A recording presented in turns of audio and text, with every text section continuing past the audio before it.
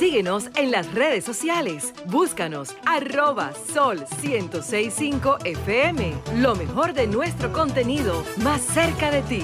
Sol 106.5. Una estación RCC Miria. Continuamos en Sol de la Tarde. Bueno, como habíamos anunciado y también habíamos promovido en nuestras redes, la tarde de hoy contamos con el lujo de la presencia vía Zoom de el superintendente de banco, don Alejandro Fernández W. Bienvenido, patrón, ¿qué tal? Apellido completo. Buenas tardes. Buenas. Saludos, patrón, a todo el equipo, Aníbal, que veo ahí.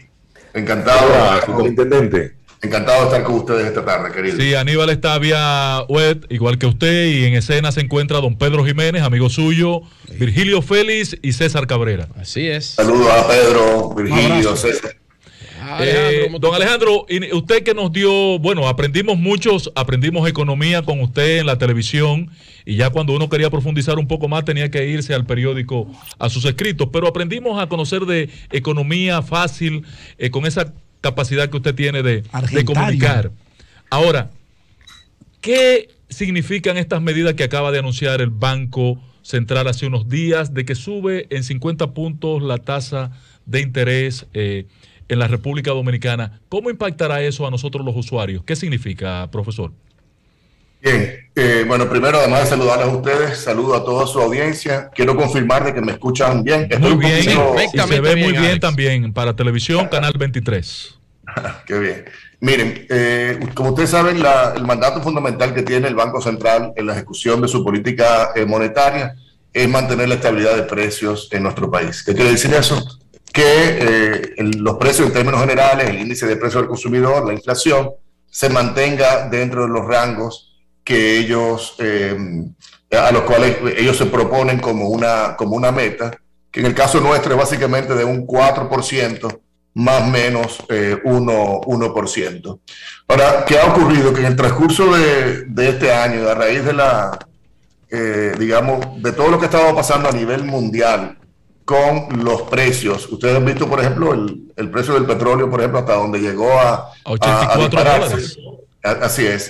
Y de donde venía, ¿no? Hasta donde llegó. El petróleo iba a estar hasta $20 el barril cuando inició la pandemia el año pasado, y ahora está triplicando ese nivel. Ustedes se imaginarán, ¿verdad?, que eso, digamos que tiene presión sobre la canasta de productos básicos. Y el Banco Central, que venía, digamos, con una política monetaria acomodaticia, flexible, laxa, queriendo decir, mira, le quiero inyectar liquidez a la economía por vía del sistema financiero, porque no quiero que se nos vaya a caer la actividad económica más allá de lo que podemos estar sufriendo por la pandemia.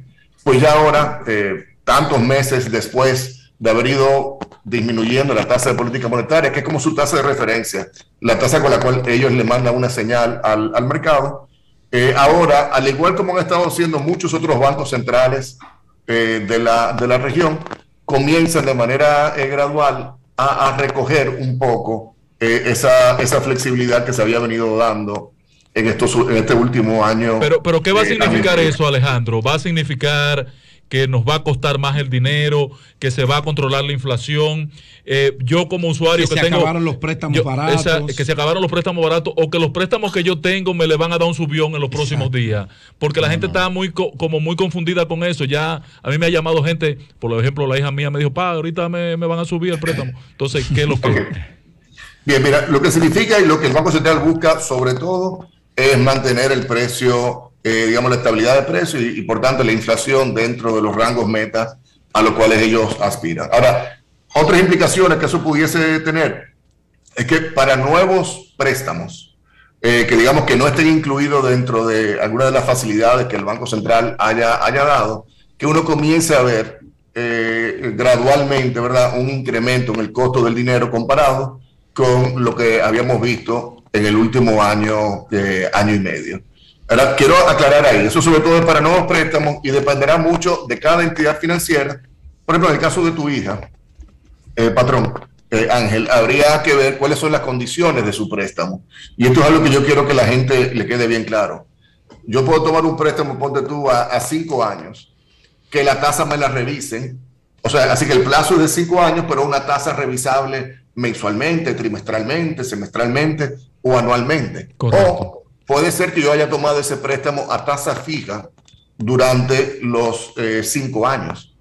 Entonces, si es un préstamo, digamos, de tasa fija, durante los 5 años, ese préstamo no tiene por qué cambiar de precio o de tasa de interés en estos momentos, sino cuando le tocara revisión. Exacto. Si es que le tocara. Así muy buena aclaración. Alejandro, muy buena la aclaración. Alejandro, sí. Tú aclárame, porque yo que soy un ignorante de la economía, como un contrasentido con el combate a la inflación, con el aumento de la tasa. Porque si yo tomo un préstamo ahora para inyectar mi negocio, va a ser más caro y voy a comprar materia prima, mercancía terminada con un préstamo más caro. Obviamente se lo tendré que cargar a esa mercancía y al precio final. Eso, lejos de reducir los precios, lo va a inflar. Usted corríjame. Lo que ocurre es que aquí un poquito el sentido es la cantidad de dinero que hay en la economía. Entonces, cuando el central, por ejemplo, va reduciendo tasa de interés o la mantenía bajita, tan bajita como lo había tenido anteriormente, le está diciendo a los actores económicos, gasten, compren, inviertan, consuman mucho más. No queremos que el dinero se quede dentro, digamos, de la bóveda de los bancos o del mismo banco central. En este caso, y hay que destacar algo que realmente es algo marginal, es como una señal. Fíjense que es de 3 a 3.5%. Lo que quiere decir, bueno, quizás hay mucha liquidez en la economía y por todas las presiones que hay de precios a nivel internacional podemos entender que el que haya algo menos de liquidez o el que mandemos esa señal hacia el mercado podría ser conveniente para reducir la tasa de inflación, o que la tasa de inflación no vaya a aumentar mucho más de donde ya está. César Cabrera tiene una pregunta para usted, sí, don Alejandro. Fernando. Hola. Yo tuve una experiencia este fin de semana en el banco que yo hago mis transacciones y la verdad algo que nosotros veníamos pidiendo, yo no sé cuánta gente sabe eso, pero la tarjeta de crédito tradicionalmente cuando el pago llegaba el sábado o los pagos que uno hacía los sábados lo acreditaban el lunes. Y si usted no pagaba, si la tarjeta vencía el domingo, usted tenía que pagarlo el viernes. Bueno, pues yo llamé al banco y el banco me estableció que cuando las tarjetas vencen los fines de semana, corre al día siguiente, al día laboral. ¿Eso pasó en esta gestión o algo porque yo no sabía de eso? Bueno, no, es como debería ser. Y me alegra que haya tenido esa experiencia. Hemos visto, sin embargo, casos quizás en otras entidades financieras donde no se ha dado esa situación y hemos tenido que contactar a la entidad, rectificar y ver por qué le están dando ese manejo. Pero me satisface de que te hayan dado el tratamiento que es el correcto. Es decir, que si yo tengo un préstamo que me vence el domingo, por ejemplo, bueno, efectivamente, que para el lunes me permitan hacer el pago porque el domingo no puedo hacer el pago. Exactamente. Mira, una cosa, Alejandro, nosotros hemos estado atentos a un sector tan sensible que tuvo una gran expansión monetaria durante la pandemia, como es el sector financiero en la República Dominicana, y quisimos desde hace casi un año tener este contacto contigo para conocer cómo estaba fluyendo la situación de este sector tan importante para la vida de la nación, el sector financiero dominicano. Hoy ya tú tienes el toro agarrado por los cuernos. ¿Cuál es la situación del sector financiero, del sector bancario en la República Dominicana? Un resumen de lo que ya es tu gestión de más de un año. Bien, te puedo comentar un poco acerca de mi gestión, pero bueno, el sector financiero es producto, ¿verdad?, de la actividad, de gestiones anteriores y sobre todo del sector privado y también del mismo mercado, de los mismos agentes económicos como son los deudores y los depositantes. La verdad es que tenemos un sector financiero en condiciones muy sanas, de mucha estabilidad y de mucha fortaleza. Y esto es algo que a mí, que yo entiendo que es algo que nos debe dar cierta satisfacción, orgullo y tranquilidad a todos los dominicanos. Yo decía antes, patrón, de que tú te imaginas que además de un problema de una crisis sanitaria y de una crisis económica y una crisis del empleo, que a eso le hayamos agregado, digamos, una situación, digamos, de una falta de confianza en el sistema bancario, en el sistema de pagos, eso habría sido una tormenta perfecta. Habría sido ya lo peor de todo. Afortunadamente no fue así. Y digo afortunadamente porque ahora que ya estamos, digamos, en este proceso de ir saliendo de este bache que representó la economía, que representó la pandemia sobre la economía de nuestro país y de todo el mundo, precisamente creo que el sector financiero va a poder, digamos que, jugar su rol para reactivar el crédito que van a necesitar los comercios, las empresas, la industria, los hogares y las personas, en la medida, digamos, que ya se están restableciendo con cierta normalidad. Y debo decir también que además del sistema bancario en sí, o bueno, de los proveedores bancarios, también yo debo reconocer el comportamiento extraordinario de parte de los usuarios financieros. Y a esto me refiero, en primer lugar, la confianza que siempre mantuvieron sobre el sistema bancario, a pesar de esta crisis, ¿no? Tan extendida, pues siempre se ha mantenido un voto de confianza a favor del sistema bancario.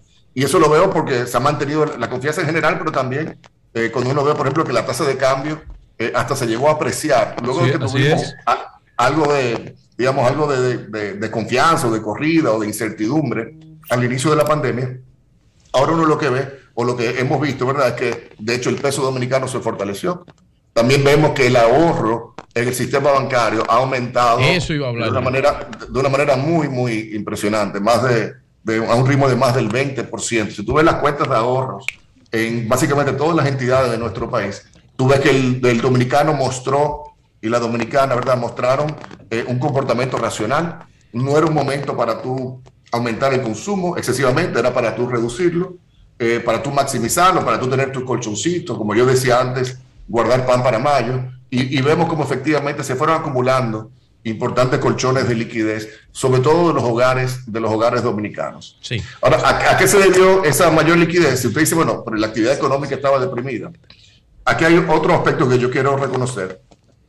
Además, por supuesto, de las medidas por el lado de la política fiscal y de los apoyos, del apoyo que el Estado dominicano le brindó a las familias dominicanas en cuanto a las medidas de los distintos programas que se crearon para aliviar la situación de la pandemia. Los programas sociales que fueron desapareciendo, fase 1, fase 2 y todo aquello. A ti, quédate en casa, todo aquello. Exactamente, gracias, Ángel. El otro elemento ha sido las remesas, ¿no? Y el rol, digamos, del dominicano ausente, que yo aprovecho, por cierto, a saludar y a reconocer a todos los dominicanos ausentes, que yo sé que nos están escuchando, nos están viendo ahora o más adelante esta noche en YouTube. Realmente de darles las gracias. Porque realmente jugó un rol sumamente importante, sobre todo en los hogares en la base de la pirámide. Que más llegaremos a 11.000 millones en ingresos por remesa. Por remesa. Yo pienso que sí.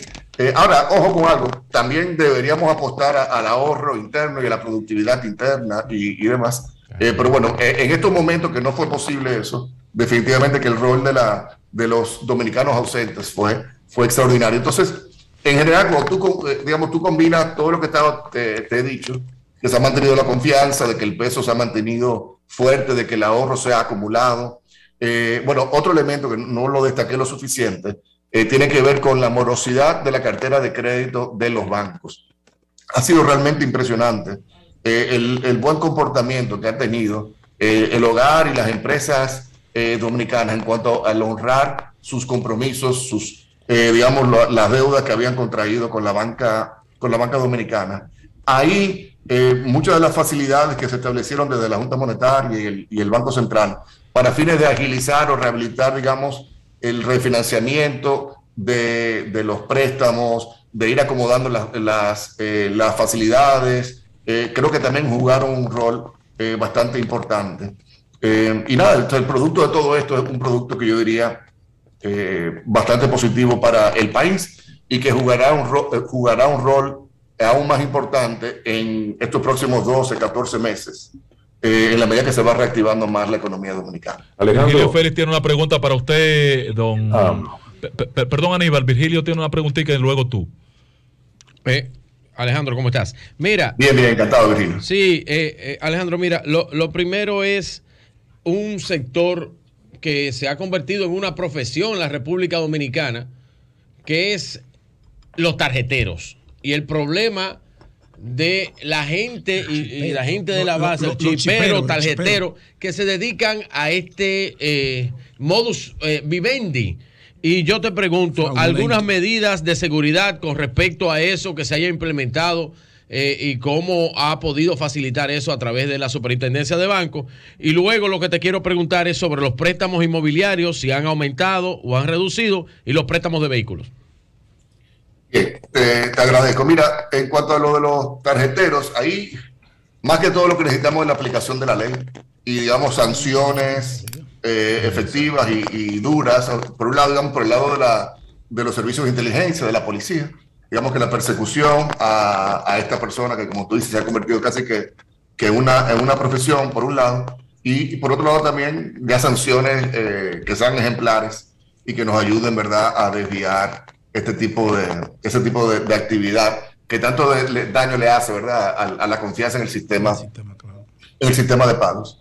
En cuanto a los distintos tipos de préstamos, debo decir que para todos los tipos de préstamos, tanto los inmobiliarios como los comerciales, los hipotecarios, que creo que era a lo que te refería por los inmobiliarios, van mostrando una tendencia de incremento, tanto en términos nominales como en términos reales, es decir, netos de inflación, que nos indica de que efectivamente tenemos una reactivación del crédito bastante importante.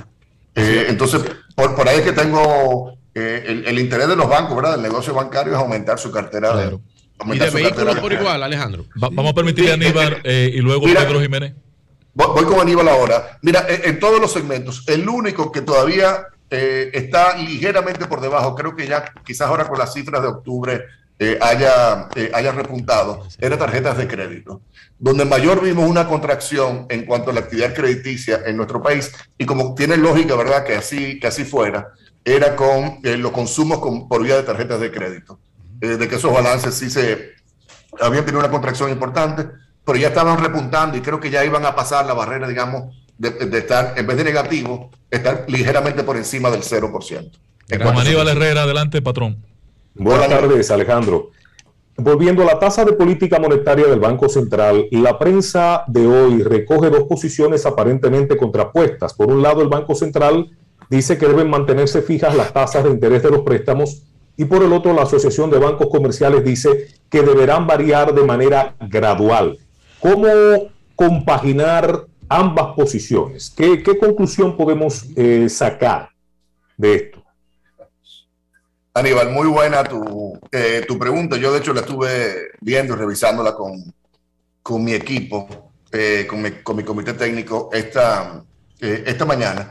Yo creo que lo que el Banco Central se estaba refiriendo, bueno, que hay un grupo muy importante de cientos de miles de millones de pesos de préstamos que se colocaron o se renegociaron o se refinanciaron en el transcurso de la pandemia con estas facilidades que ellos dieron en su momento, que son facilidades de tasa fija. Entonces, un poco lo que yo les comentaba a ustedes anteriormente. Exacto. Esos préstamos que ya fueron otorgados bajo esas condiciones, aunque se cambie ahora la tasa de política monetaria, los bancos no pueden, digamos, simplemente que cambiarle la tasa porque cambió la tasa de política monetaria. Esos préstamos tienen que llegar a su vencimiento hasta cuando le corresponda la revisión de su tasa de interés. Ahora, ya préstamos nuevos fuera de esas facilidades, marginalmente, es decir, como que en el borde sí se podría ver, digamos... Pero en ese punto, Alejandro, la parte importante es la parte comunicacional. O sea, hay que enseñar a la gente a decirle, mire, su banco no puede subirle la tasa si tiene un plazo fijo.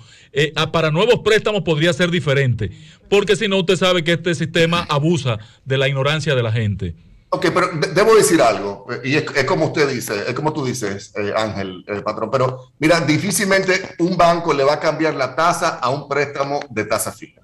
O sea, si el banco te dijo, no, ese es un préstamo de tasa fija a 3 años, aunque se dé esta situación de tasa política monetaria, un banco no se va a jugar reputacionalmente, o digamos, vérsela con nosotros en cuanto a sanciones, de que algo que estaba en el contrato, de que ellos hayan violado ese contrato de crédito, de préstamo. Los bancos, sinceramente, no creo que lo harían. No creo. Lo que yo sí creo que hay que motivar es que, y lo hemos visto cuando se dan estas ferias, ¿verdad? Estas expoferias o como sea que se llamen, ¿verdad? Donde tú ves que te dicen, bueno, mira, una tasa para adquirir un vehículo al 5%, fijo por 6 meses, versus una tasa de un 10%, fijo por 5 años. Y hay gente que cree como que se la va a comer y dice, no, yo me voy a ir con la tasa más bajita. Pero entonces te estás jugando el riesgo de que al pasar esos 6 meses te suba la tasa de interés del 5% a una tasa mayor. Cuando quizás lo ideal hubiese sido, y es lo que yo siempre recomendaba antes, de que si vas a tener el préstamo por 5 años, trata de mantener fija esa tasa de interés durante esos 5 años. Y ya hemos visto algo que antes no se daba tanto, ¿verdad? La disposición de los bancos a ofrecerte tasas de interés fija por distintos tiempos. Ahora, eso sí, a mayor el tiempo que te tenga la tasa fija, también mayor tenderá a ser ¿cómo se dice?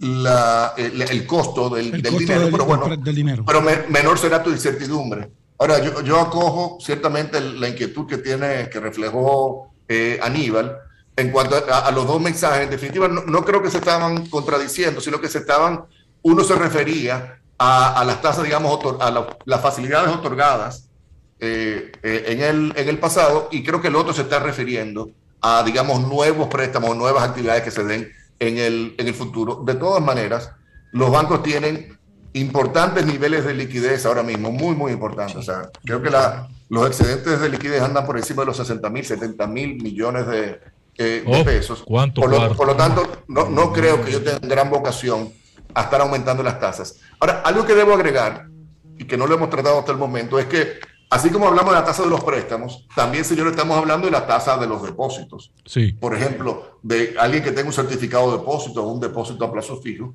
que como ustedes saben, también las tasas están muy bajitas, Alejandro. Esas tasas están muy bajitas. Han bajado extraordinariamente. Entonces, también es un poco aquí una forma de mandarle señal al mercado. Mira, la tasa sobre los depósitos que ustedes le pagan a los depositantes, pues sí, también vamos a irlas aumentando conforme a este lineamiento de la tasa de política monetaria. Se está discutiendo esa parte del aumento, porque no guarda relación la cantidad que tiene uno que pagar por el dinero cuando lo toma prestado versus el que le pagan a uno cuando uno es que lo lleva a la entidad de intermediación financiera, a los bancos. Mira, y claro que no va a guardar relación porque siempre va a haber un margen de intermediación financiera. Claro, ese es el negocio. Sí, claro. Ese es el negocio del banco. Ahora, ciertamente que es algo que ha sido de inquietud mía, y yo sé que lo ha sido también del Banco Central en el pasado, y entonces creo que en la actualidad, en cuanto que a lo que uno aspirara es que ese margen de intermediación se vaya estrechando lo más posible. Y sí creo que es uno de los retos que nosotros tenemos pendientes acá. Lo que ocurre, y ahí un poquito la limitante que uno tiene, digamos, del punto de vista mío como superintendencia de bancos, es que yo no puedo, digamos, por mandato o por decreto, decirle la tasa de intermediación va a ser tanto, ¿no? Son temas de mercado, de oferta y demanda.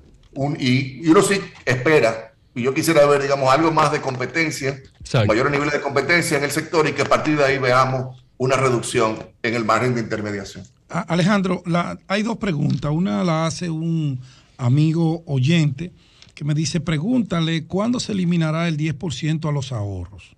Esto desestimula ahorrar y perjudica a los ahorrantes que viven de sus intereses.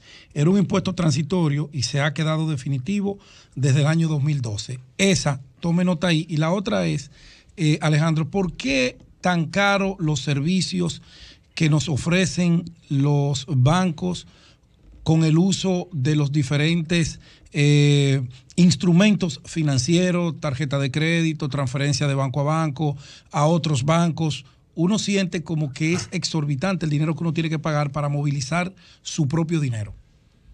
Ok, entonces vamos por partes. Sí. Tanto lo del interés, el impuesto que se cobra del 10% sobre los intereses que te paga un instrumento financiero, como el impuesto del 0.15% a los pagos, las transferencias a terceros.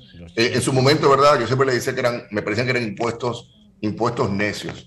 Eso era algo que se habría tenido que discutir en el marco, ¿verdad?, de la reforma fiscal o, digamos, de este proyecto que hay ahora de más largo plazo, será del pacto fiscal. Mi posición en su momento, y la sigo manteniendo ahora, es que ambos deberían ser eliminados. Creo que se ha demostrado que lo que hacen es que aumentan el costo de la intermediación financiera y por tanto impactan aún más, digamos, el rol que puede jugar el ahorro para el crecimiento económico de un país. Lo cierto es, sin embargo, que yo no soy ministro de Hacienda. El ministro de Hacienda sabe y conoce es una realidad. Él conoce lo que es mi posición y me dice, bueno, perfecto, Alejandro, pero tú también sabes toda la necesidad y la demanda que tiene el Estado para temas de gasto, de inversión, de programas, de subsidios, etcétera. Entonces, ese interés, por ejemplo, solamente el del 0.15%, que la última vez que lo revisé estaba generando alrededor de 9.000 millones de pesos de recaudación, relativamente fácil de lograr porque se hace a través del sistema de pago, se hace a través del sistema financiero, fácil de, digamos, de recaudar para el Estado dominicano. Dime qué tú me propones, que yo cancelemos eso y entonces con qué lo reponemos. Era un poco la inquietud que me hacía el ministro de Hacienda. En cualquier caso, no creo que eso vaya a cambiar en el corto o mediano plazo. En cuanto a lo de los costos de los servicios financieros, mira, eso... yo creo que ahí retomo lo que hablaba ahorita en cuanto a lo del margen de intermediación. Uno quisiera ver menores costos, un menor margen, que el mercado sea, que la competencia, ¿verdad?, que la fuerza propia del mercado vaya reduciendo esto. Nosotros lo que estamos abocados es a que estos costos se hagan de una manera, se transmiten y se comuniquen de una manera mucho más fácil, que sean comparables, que se puedan homologar, y que yo pueda decidir, digamos, con qué producto voy a trabajar, digamos, comparando manzanas con manzanas. Ahora mismo uno ve, por ejemplo, los tarifarios de servicios, que es donde se recogen, ¿verdad?, como el menú de todos los servicios, los costos que cobran los bancos, las comisiones y cargos. Y, caray, se te hace muy difícil primero entenderlo y número dos, aún menos compararlos para saber cuál es el mejor producto para ti. Ahora, fíjense algo, incluso dentro de una misma entidad financiera, ellas ofrecen productos que son más económicos que otros. Por ejemplo, alguien mencionaba lo de la tarjeta de crédito. Ciertamente, la tarjeta de crédito, la tasa de interés promedio sigue siendo alrededor de un 60%. Pero la misma entidad financiera que te ofrece la tarjeta de crédito, también te ofrece un producto de crédito diferido de, qué sé yo, del 28, del 24%. Pero también te hubiese podido, si tienes un buen historial de crédito, te podían ofrecer crédito al consumo a un, qué sé yo, a un 14 o a un 16%. Entonces, ahora, tú quieres la facilidad y la agilidad y la rapidez y que no te hagan ninguna pregunta, pues finánciate con tarjeta de crédito. Es la manera más costosa de hacerlo, pero con el mismo banco tú hubiese podido conseguir un financiamiento de hasta una tercera parte de lo que te cobran por la tarjeta de crédito. Entonces, eso por un lado. Y por otro lado, señores, algo que yo lo decía antes y yo lo reitero ahora, y uno de verdad quisiera ver más de esto de los usuarios. Mira, si un banco tú te sientes que no te está ofreciendo los productos que en las condiciones que para ti son, digamos, adecuadas o razonables o justas, como yo decía, para de sufrir y cambia de banco. Lo digo con sinceridad, porque no todas las entidades financieras cobran igual o cobran lo mismo que cobran las que pueden ser algo más costosas. Entonces, si para ti es muy importante esa parte, digamos, de lo del ahorro, etcétera, hay otras entidades. O sea, dentro de la misma entidad puedes conseguir productos más económicos o simplemente cambia de entidad a una que te ofrezca condiciones con las cuales tú estés. Finalmente, Alejandro, patrón, hay un tema que no quisiéramos dejarte sin que lo abordes, aunque tú has sido muy tímido en tratarlo en los medios de comunicación. Y yo sé que es delicado, pero tu voz es importante en esta materia. ¿Qué va a pasar con la fiscalización de las cooperativas en la República Dominicana? La superintendencia le anda huyendo. La superintendencia le anda huyendo a tal actividad, pero hay un sector dentro de las cooperativas que aspira a que ustedes lo fiscalicen, mientras otro no quiere y quiere tener lejos a la superintendencia. Tu posición particular, si es posible conocerla, Alejandro. No, patrón, pero no diga que yo le he salido huyendo a eso. Yo, de hecho, me he pronunciado públicamente en cuanto a cómo yo veo el asunto de las cooperativas. Fíjate, en primer lugar, yo valoro tremendamente el rol que juegan las cooperativas en nuestro país. sobre todo en segmentos poblacionales más cercanos de la base de la pirámide, que quizás los mismos bancos no están, digamos, tan preparados para atenderlos. También en segmentos, por ejemplo, en el interior del país, en provincias donde incluso hay muy baja penetración o densidad, digamos, de las entidades bancarias que yo superviso. Y además también el rol que juega en cuanto al desarrollo del liderazgo y de la cohesión y de la organización de las cooperativas. Y lo digo con toda sinceridad, me parece que es un esquema de gobernanza y de participación democrática muy positivo. Ahora bien, la ley, digamos, el marco legal en torno a las cooperativas en el 2024 va a cumplir 60 años. Es decir, estamos hablando de un marco legal del 1964. Eso no está bien. No aguanta, ese marco legal, evidentemente, de que hay que readecuarlo, hay que renovarlo, hay que actualizarlo. Si vemos a los demás países de la región, todos, sin excepción, todos han normado y han actualizado su marco legal. Quizás nosotros tuviéramos un sector cooperativo aún más pujante, de mayor dinamismo y crecimiento, si tuviera un marco legal más actualizado, número uno. Número dos, como parte de las modificaciones a ese marco legal, debería contemplarse que el LIDECOP, que es como se conoce hoy día, donde está mi amigo Franco de los Santos, con quien tengo una relación de trabajo y de cooperación muy activa y muy regular, yo sí entiendo de que el LIDECOP debería transformarse a lo que fuera una superintendencia de cooperativas. Estoy de acuerdo. Del sector cooperativo o del sector social. Y las cooperativas que hacen intermediación bancaria no podrían estar fiscalizadas por la superintendencia. Mira, es que yo creo que si se estructura de una manera adecuada esa superintendencia, digamos, de economía social, no habría o no tendría, digamos, necesidad del por qué ser así. Ahora, pero para que eso ocurra, evidentemente de que habría que asignarle muchos mayores recursos y capacidad, digamos, legislativa de accionar, de fiscalización al IDECOP, que ahora mismo carece tanto de los recursos económicos como de las garras o, digamos, del diente, de la capacidad, ¿verdad?, de sancionar a los cooperativos. Entonces, vamos a darle la oportunidad al sector para que ellos mismos se organicen. Fíjate algo, no es verdad de que hay un modelo único para tratar este dilema. Si vemos a otros países de la región de América Latina, hay de todo. Hay superintendencia de economía solidaria, que son ellas únicamente las responsables de supervisar a todas las cooperativas. Hay otras donde se supervisa la cooperativa hasta cierto tamaño. Hay otras, y luego las otras lo comparte la supervisión con las superintendencias de bancos o financieras de sus países. Entonces, yo creo que se le podría dar una oportunidad para que eventualmente esa superintendencia de cooperativas pueda, ¿por qué no fiscalizar a las grandes entidades?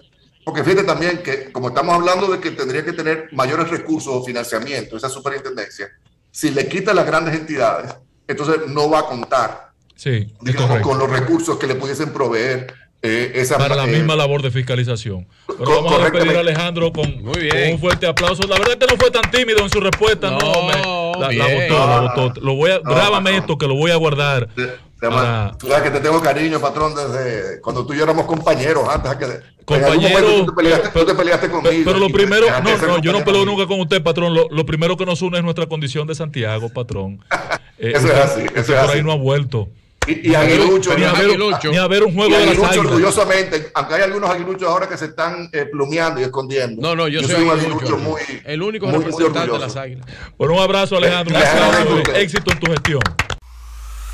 Sol 106.5, con la mayor variedad de contenido, información, entretenimiento e interacción en una sola estación. Cobertura total, disponible para ti en la radio y en las plataformas digitales.